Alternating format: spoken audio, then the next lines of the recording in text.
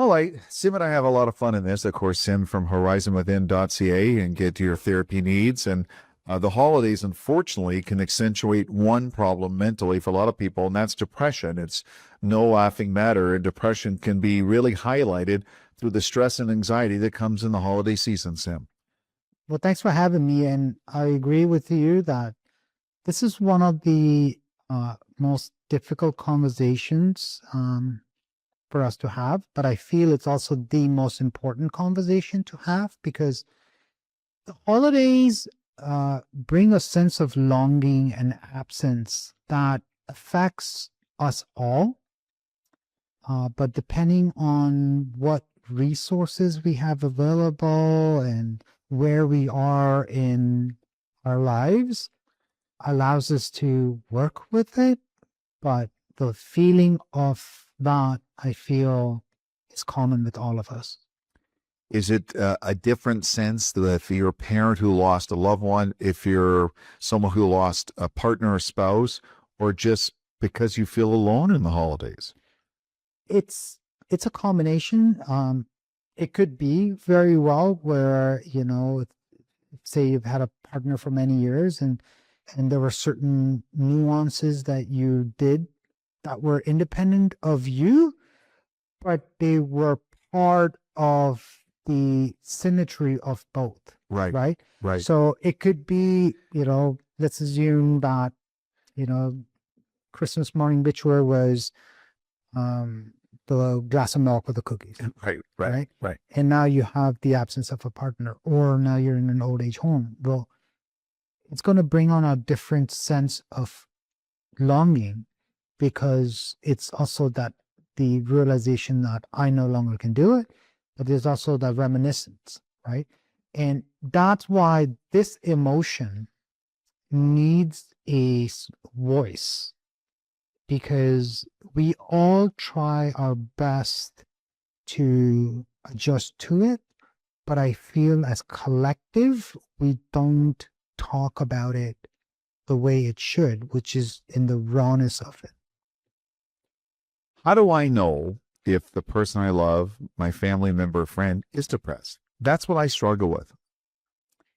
Can you walk me through something that would kind of give me a scenario where you had that question? I don't know if they're just feeling grinchy that day, or they're a little burned out, or they're a little sad, or they like. I struggle with understanding the difference between maybe just having a bad day or they're actually depressed. So they're kind of very similar in terms of emotional reaction. Okay. Right? Because you could be depressed and burnt out, but you could be burnt out and not be depressed. And one of the simpler ways, that's a poor word to use, simpler, is to kind of like look at it and go, okay, if I gave them something to recharge. So let's say, for example, is it someone elder to you or somebody younger to you? Kind of give me a reference point. I was more thinking after Robin Williams passed away, it came out that he suffered through a lot of depression. Right. And like millions of people, I found him one of the most entertaining, funniest human beings in the world. I just, in my naive way, didn't think someone that funny and entertaining could be depressed. But afterwards, I found out he fought depression for years. Anthony Bourdain's another good example. Right. Exactly. Right. Brilliant. Bob Saget. Right? Bob Saget. Right. Yes.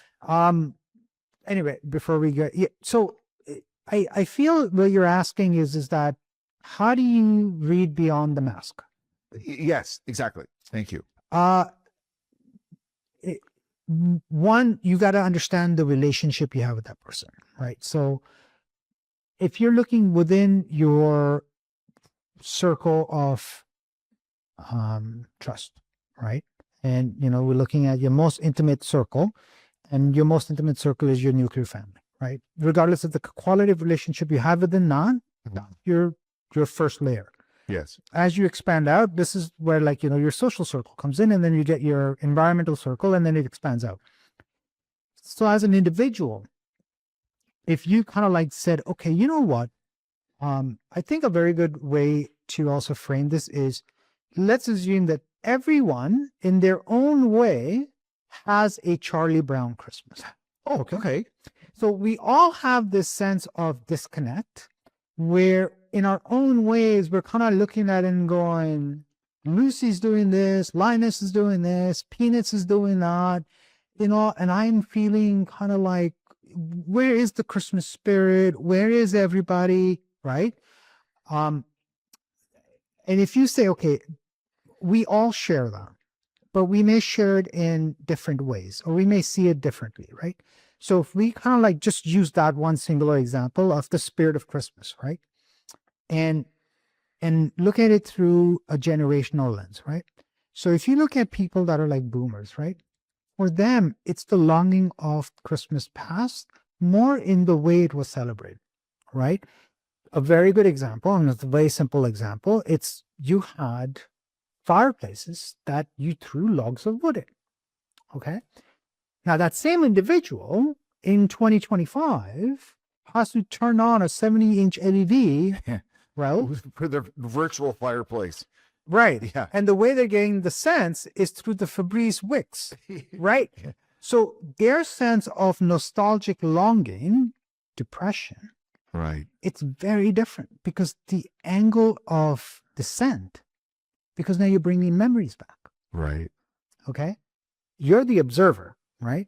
If you look at it from a Generation Xer, right? They're the sandwich generation, right? Because now they're taking care of their parents and they're providing for the generations below. So, they may have had kids early, so now they're grandparents. So now all of a sudden they are their parents, Right. but young enough to not be their parents' parents, Correct. right? But now holidays become a chore for them because they have to provide for everybody to create that spirit. So their spirit of Christmas, the angle of descent is very different. Okay, that makes sense. Right? Yeah. Now you go to the next generation, the millennials, right? They were coming into the digital age, right? So this is like your late 90s kids, right? Early 2000s. So you were still in that analog kind of world, right? Cell phones weren't big. You still went out, you still did stuff. They're either at the age of with partners, they're at the age of very young children. Their angle of descent is very different. You go one more over. Now, these are the children of the millennials, right? Or the late of the Generation Xers, right? For them, the Christmas, the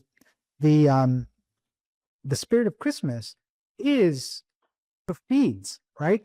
Oh, look, that family is going to Mexico for Christmas and they're seeing all these pictures. Right. Their association is this public display, right? The last generation, they're completely like trying to figure themselves out, right? Because they're the great-grandkids of the boomers, right? Great-great-grandkids of the boomers. They're just trying to find a voice. They're trying to figure out what is Christmas.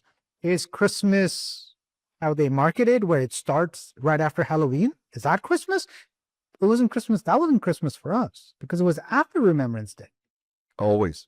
Right? Yeah. Christmas, Bible thing was after Remembrance. Everybody respected, in Canada, it was respected until Remembrance Day. Now it's like Halloween hasn't made its way out. You start seeing. Yeah.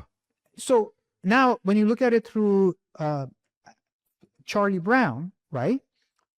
It's still that questioning of what is Christmas. So you're still experiencing Charlie Brown. You're still understanding Charlie Brown.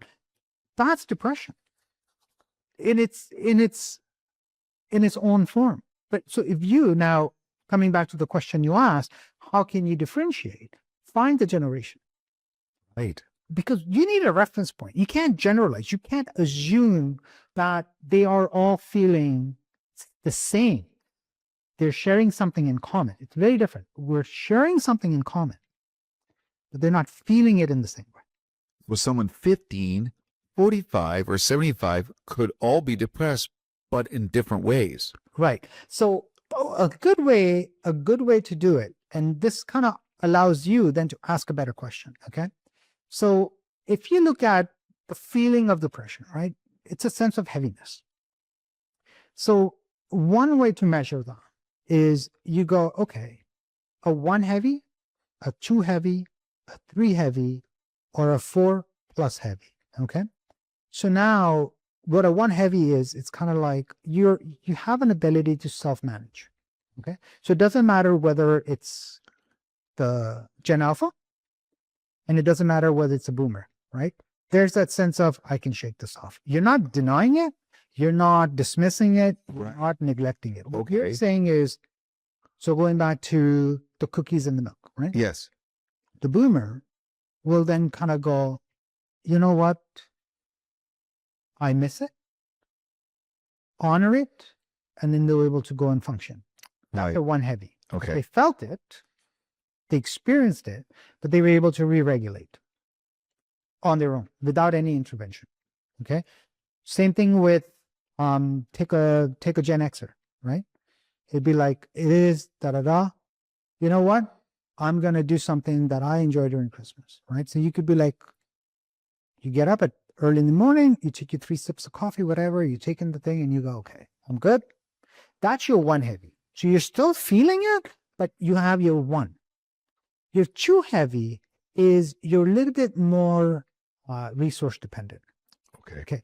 Now, what that means is that you may need, you're conveying it. It's always about communication. So you may turn around and say, you know what? I need an hour in the morning. That's your 2 heavy. Because it could be something like there was something personal in that experience that you're missing. You want to honor that experience. Right? But you can't be around people. You need your you time. So that's a 2 heavy Christmas, 2 heavy Charlie Brown depression. Got it. Your 3 heavy, that's where you need actual support. So you could be now having direct intervention. So it's kind of like, you know what, kids, we have to go to Gramps Christmas afternoon, spend 3 hours with them. That's a 3 heavy. Where individually you're like, look, I need support. So you're working with a mental health professional, or, you know, you're relying on your family where you're a young generation. So you could be a Gen Z. And for you, it's a 3 heavy. And as a parent, you're like, listen, we're going to do a 2 o'clock timeout.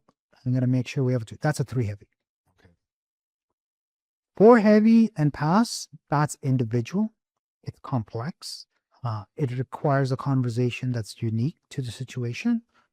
And then based on that, then through guide and support, we can then find ways on how you can stay in 1 heavy when you need to, in 2 heavy when you need to, in 3 heavy you need to, and 4 heavy plus when you need to.